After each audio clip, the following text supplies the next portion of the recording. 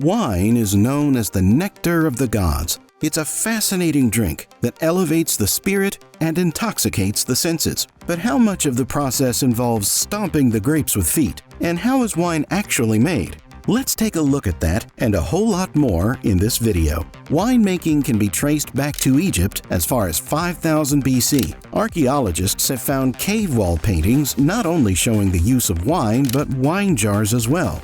At some point in the past, winemakers started employing foot treading or stomping to extract juice from the grapes. While this may sound unusual, the process has its benefits. First, the pressure applied with feet was relatively gentle and helped avoid the release of bitter tannin or astringent compounds. Secondly, due to the low temperature of the human body, the process did not release excessive heat, maintaining the desired conditions for fermentation. But we're getting ahead of ourselves. Let's start at the beginning.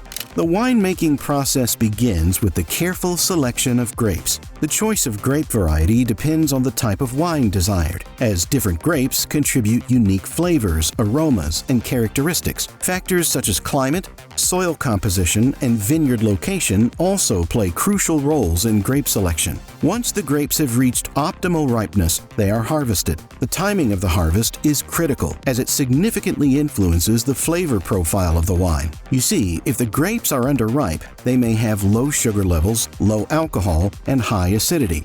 On the contrary, if the grapes are overripe, they have the opposite characteristics. A perfect balance, therefore, must be struck when harvesting grapes to ensure that the wine is the best possible. For this purpose, vineyardists inspect sample of clusters of wine grapes with a refractometer to determine if the grapes are ready to be picked. The refractometer is a small, handheld device, the size of a miniature telescope, that allows the vineyardist to accurately check the amount of sugar in the grapes. If the grapes are ready for picking, a mechanical harvester, usually a suction picker, gathers and funnels the grapes into a field hopper or mobile storage container. These mechanical harvesters, or in some cases robots, are now used in most medium to large vineyards, thereby eliminating the need for hand-picking, which was the norm in the past. First used in California vineyards in 1968, mechanical harvesters have significantly decreased the time it takes to gather grapes. The harvesters have also allowed grapes to be gathered at night when they are cool, fresh, and ripe.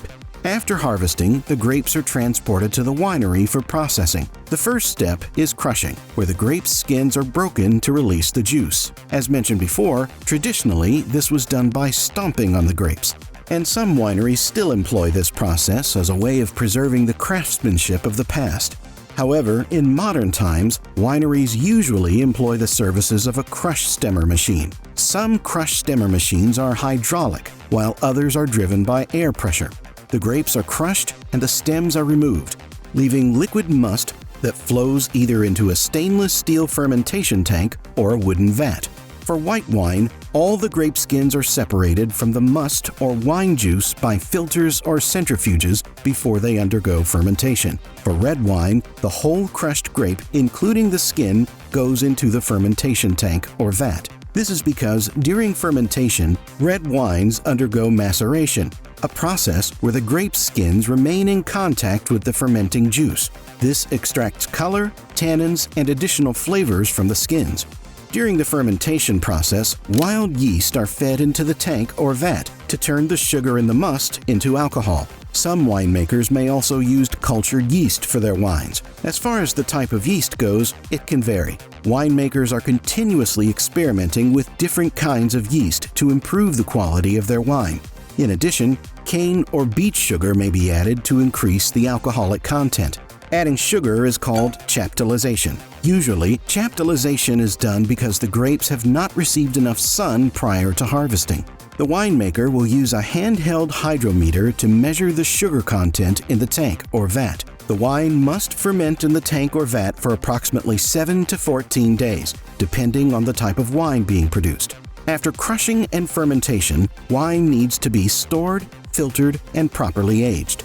Many wineries still store wine in damp, subterranean wine cellars to keep the wine cool, but larger wineries now store wine above ground in epoxy-lined and stainless steel tanks. The tanks are temperature-controlled by water that circulates inside the lining of the tank shell. Wine can also be stored in oak barrels or concrete vats. Oak aging imparts additional flavors and aromas to the wine, influencing its complexity and structure. The duration of aging varies depending on the wine style and winemaker preferences. To remove any remaining sediment or particles, the wine is clarified through fining and filtration. Fining agents, such as bentonite or egg whites, are added to bind with undesirable particles, allowing them to settle and be easily removed. Filtration further refines the wine's clarity. In some cases, winemakers may blend wines from different batches or grape varieties to achieve a desired flavor profile. This is common in regions where multiple grape varieties are grown, providing winemakers with a palette of flavors to work with. Once the winemaker is satisfied with the wine's characteristics, it is time for bottling. The wine is carefully transferred from aging vessels to bottles, and in some cases, a small amount of sulfur dioxide is added to prevent oxidation and microbial spoilage. After bottling, the wine is sealed with a cork or alternative closure, such as a screw cap. Most medium to large-sized wineries now use automated bottling machines, and most moderately priced and expensive wine bottles have corks made of a special oak. The corks are covered with a peel-off aluminum foil or plastic seal. Cheaper wines have an aluminum screw-off cap or plastic stopper. The choice of closure can impact the wine's aging potential and susceptibility to oxidation. Finally, labels are applied, providing essential information about the wine, including its origin, vintage, and alcohol content. If you're curious about the word vintage, it refers to the year in which the grapes used to make the wine were harvested. It is a way of indicating the specific growing season and weather conditions in a particular year, which can significantly impact the characteristics and quality of the wine. Wine enthusiasts often pay attention to the vintage because variations in weather conditions, such as temperature, rainfall, and sunlight during the growing season, can influence the ripening of the grapes and, consequently, the flavor, aroma, and overall profile of the wine. Certain years may be considered better or worse for grape growing, and this can be reflected in the perceived quality of the wines produced in a given vintage. In some wine-producing regions, certain years may be declared as exceptional, leading to a higher demand and potentially higher prices for wines from that vintage. It's important to note that not all wines are vintage dated. Some are non-vintage blends that combine wines from different years to achieve a consistent flavor profile. While some wines are ready for consumption shortly after bottling, others benefit from further aging in the bottle. This aging period allows the wine to evolve and develop more complex flavors and aromas. The optimal aging time varies depending on the wine type and individual preferences. All facets of wine production must be carefully controlled to create a quality wine. Such variables as the speed with which the harvested grapes are crushed, the temperature and timing during both fermentation and aging, the percent of sugar and acid in the harvested grapes, and the amount of sulfur dioxide added during fermentation all have a tremendous impact on the quality of the finished wine. That was all about the journey of a grape from the vineyard to a wine bottle.